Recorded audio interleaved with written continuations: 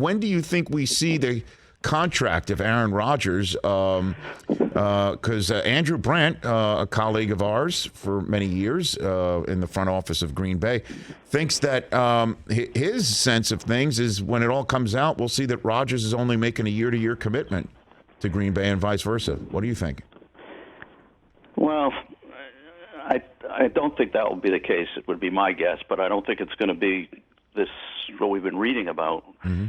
I think we're going to see something in which there'll be at least a couple of years with the guarantees that are going to be in there and the front loading of the deal.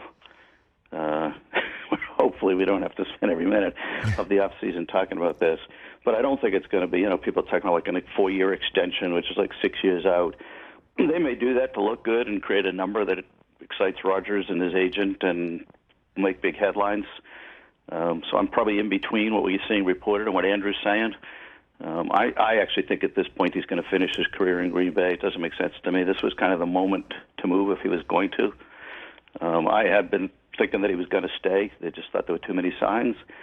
But, boy, I like Andrew and he's a friend, but I hope he's wrong just for the sake of those of us that get tired of hearing about it. So what would that mean? So 2-year commitment. That would kind of make sense, too, that Green Bay's saying, we'll give you all this money. We want an extra year out of you. But then there's the fact of Jordan Love sitting there as well. Do you think that this significant signing, regardless of how long it is, indicates that the team is kind of realizing that the drafting of Love will not result in him being the starting quarterback of the Green Bay Packers? What do you think? Yeah, I'm not willing to go that far, although it's certainly the possible outcome. And I think it's clear that if they were just seeing phenomenal things from Jordan Love in practice, we wouldn't be having this conversation. We'd be having a different one. But I think what they're doing, which I think is smart, is it's almost impossible to find Aaron Rodgers. And you'd have to be really stupid to not keep him there as long as he can possibly function at a level that gives you a chance to win a championship. And I don't think anybody could have watched him the last couple of years and think he's not at that level now.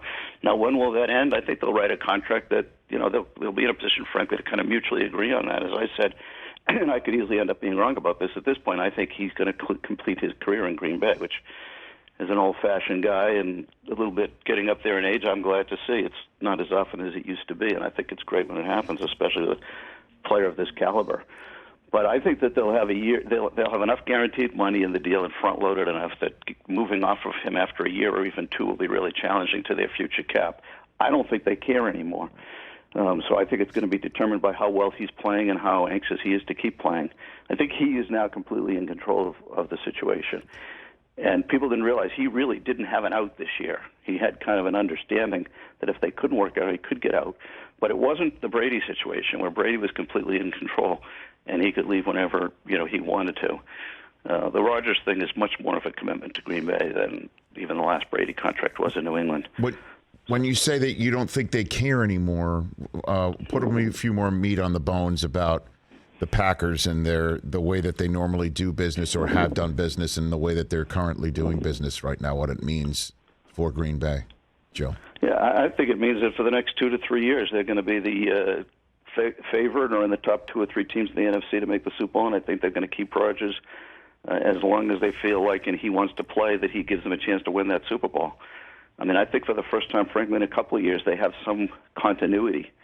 Kind of the opposite of what Andrew is suggesting. I think they can plan ahead for at least a couple of years on how to manage their cap and how to maximize taking advantage of it. Listen, when I ran the Eagles, we were frequently re-signing players early on most teams and trying to sign them at a younger age.